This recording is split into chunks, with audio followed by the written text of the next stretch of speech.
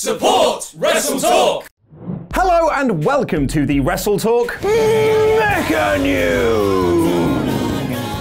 I am Luke Owen. Have yourself a super click party by hitting the thumbs up subscribe button and bell end notification. I'm not actually going to attempt a super click though. And leave a comment down below to answer our question of the day. Are you excited for AEW hitting TV screens later this year? We've got a packed show of news for you today, including the latest on a slew of post-WrestleMania injuries for WWE, details on AEW's TV deal, and what's currently up with Sasha Banks. But first, ratings for both Raw and SmackDown have hit somewhat of a slump as of late, with both shows down year on year and often bringing in the worst ratings the company has ever had for their major brands. But it was a different story for Raw this week, as it earned their highest rating since August last year. Woohoo! Sadly, it was also 25% down from last year. Dull. Despite WWE boasting that it was talked about a lot on Twitter, the show pulled in under 3 million viewers, by far the lowest Raw after Mania rating in the modern era. Last year's post-Mania, for example, pulled in 3.9 million viewers, and the 2015 Raw after Mania drew 5.14 million viewers. What's interesting is that although the show was advertising a possible title unification between Seth Rollins and Kofi Kingston, there was a 17% drop-off of viewers from hour 1 to hour 3. However, there is an argument that Raw faced very stiff competition from the NCAA basketball final, which pulled in 19 million viewers over on CBS. But what did you all think? Ollie Davis gave it a poor, and 47% of you thought it was average, with 22% agreeing it was poor, and 19% thinking it was slightly better, with core. It was a similar story over on SmackDown Live, which was 26% down from last year's post-Mania show, pulling in basically the same rating they did last week of 2.1 million viewers. And unlike Raw, there was no NCAA basketball game for SmackDown to compete against. But more importantly are your ratings. I thought the show was smacktastic, and 64% of you agreed with me, with 28% thinking it was smack bang in the middle. Sticking with Mania Fallout news for a moment, and there have been several reports of injuries coming off the biggest show of the year. Both the Wrestling Observer and PW Insider reported that AJ Styles had picked up an injury during his match with Randy Orton, with Styles himself confirming the news via his Mixer channel, whatever the hell that is, saying he sprained his SI joint but will be back in action soon. Dave Meltzer has also reported in the Wrestling Observer newsletter that Daniel Bryan may also have suffered an injury, saying he went home after WrestleMania and WWE are waiting on word whether he's hurt or not. Shane McMahon also suffered a shiner, which was seen this week on SmackDown Live, courtesy of the incredible Miz Dad. And finally, it was reported that Big E has suffered a torn meniscus, which the big man confirmed himself on Twitter, later corroborated by WWE, saying he's currently not clear for action. Yeah, those splits don't seem like such a good idea anymore, do they? It was also reported that Drew McIntyre could have been injured after he disappeared during the 6-man main event of SmackDown Live between New Day and The Bar, who were teaming with the Scottish Psychopath. McIntyre was around for the start of the match, but Thanos'd away during the commercial break to allow Kofi Kingston to get the win for his team. Reports from the arena said that Drew left the match via the timekeeper's area to the back, suggesting he might have picked up an injury. But Dave Meltzer has conversely reported that's not the case. And now, here's where things get a little bit silly, as Meltzer is reporting that instead McIntyre was removed from the match midway through so he wouldn't be visible for the finish where his team was going to lose, as he's in line for a Universal Championship feud with Seth Rollins. Now you might be asking to yourself, then why put McIntyre in a match if his team is going to lose and you don't want him to be on a losing team? Well, PW Insider have reported that the reason McIntyre was in the match was because the original plan for SmackDown Live was for Drew to face Kofi, which was card subject to change and altered to a 6-man tag during the day.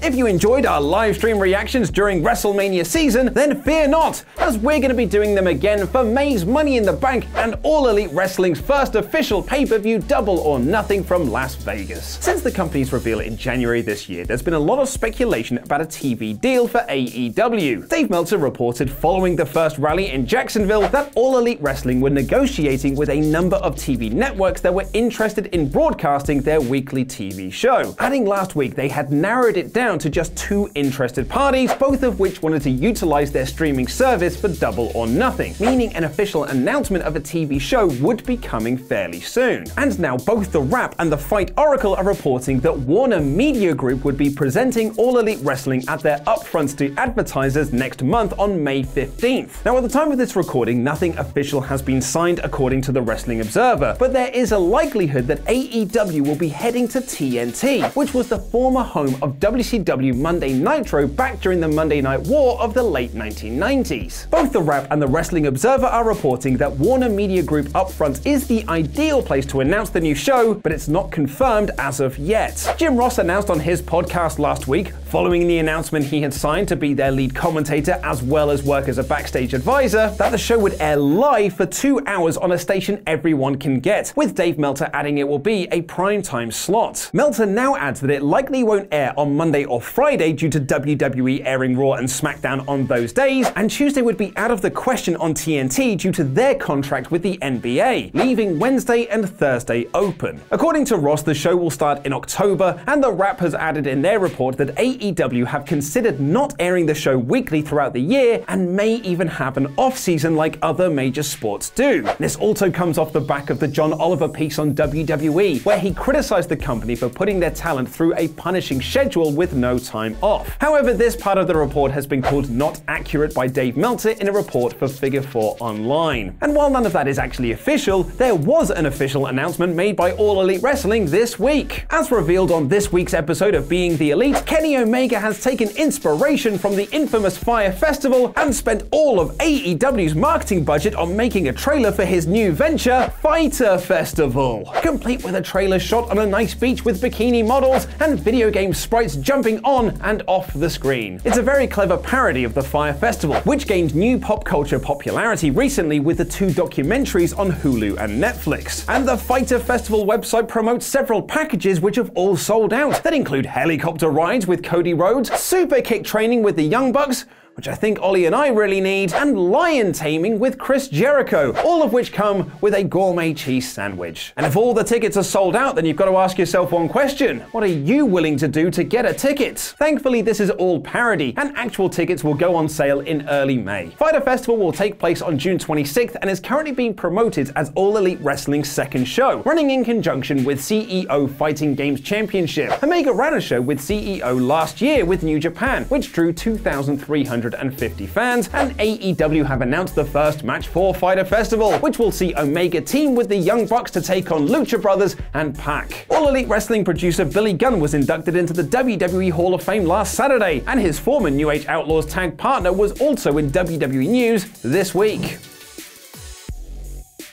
Throughout 2017, when Jinder Mahal was running the show as WWE Champion, there was a social media movement to #fire Road Dogg from the SmackDown Live creative team. Those complaints have since quietened since SmackDown became a much better show, but it's now being reported that Road Dogg, whose real name is Brian James, has indeed stepped down as the co-head of creative for the SmackDown Live brand. Among the reasons given, it's being reported that James was becoming increasingly frustrated with the hours he was working. His writing partner Steve G didn't do the live shows and only worked out of the Stamford office, meaning James would have to be at the SmackDown tapings to make changes on the fly, as well as scoping into creative meetings that would often take place all night long. Dave Meltzer adds in the Wrestling Observer newsletter, the belief is he became frustrated with working so hard all those hours in putting together a show, only to have the show torn apart and changed by Vince McMahon at the production meetings the day of the show. Meltzer adds that James also received several dressing downs from Vince McMahon about the lack of continuity on SmackDown, and how James would get defensive if someone tried to point out a problem with his show. James seemingly confirmed this news by tweeting out, "Today I pray that I can relax and breathe through every step I take and every task I take on. Too often I'm a bundle of nerves and anxiety, like a duck on a pond. Underneath the water, its feet are going 90 miles an hour. But it would seem that Mr. Dogg is not the only one unhappy in WWE. Let's take time to look at the story of Sasha Banks over the last few days. Banks and her tag partner Bayley lost lost their tag team championships to the Iconics at WrestleMania, and then got into a Twitter blocking spat with Alexa Bliss after Little Miss Bliss challenged either one of them to show up on Raw for a match. Bliss ended up beating Bayley on that show, and it was then reported that Banks had pulled out of an appearance on the Wendy Williams show. Since then, there have been several different reports about Banks' situation with WWE, particularly after a lengthy social media post about missing the magic. The New York Post reported that Sasha Banks pulled out of the Wendy Williams show at the last minute, and they would never book her again. Kalisto recently revealed via Instagram that Banks is now on holiday with her husband in the Dominican Republic. And now, according to Dave Meltzer in the latest Wrestling Observer newsletter, according to one person high up, Banks tried to quit over WrestleMania weekend as she felt blindsided when finding out at the last minute that they were taking the tag titles from her and Bayley. Meltzer claims that Banks was under the impression that she and Bayley would be given a lengthy reign as tag team champs to give the belt some credibility, but the decision was made to put them on the Iconics, which Banks felt would make them feel like comedy gimmick titles. Meltzer adds that another person inside WWE has told him that Banks has been given time to figure out whether she wants to stay or leave the company, and notes that she was unhappy that the storyline of them defending the tag belts on Raw, SmackDown, and NXT never came to fruition, with Boss and Hug only showing up on SmackDown once in a losing effort to the Iconics and once on NXT to just cut a promo. The equally reliable Sean Ross Sapp of Fightful added that this was a revival situation, where Banks was told that things will improve in the coming weeks and she just needs to ride out this rough patch. Sapp adds, "We were told that Bayley was also clearly frustrated by the entire situation, but reports both sources within the company that Fightful spoke to said they'd be surprised if Banks was granted a release." Thanks for watching, and a special thank you to our Patreon pledge hammers, some of which you can see scrolling their way into my stomach. Find out the latest about Jedi Fallen Order by watching the latest Screenstalker news, and make sure you give them a super click party by subscribing, as we really want this to work. I've been Luke Owen, and that was Mecha News.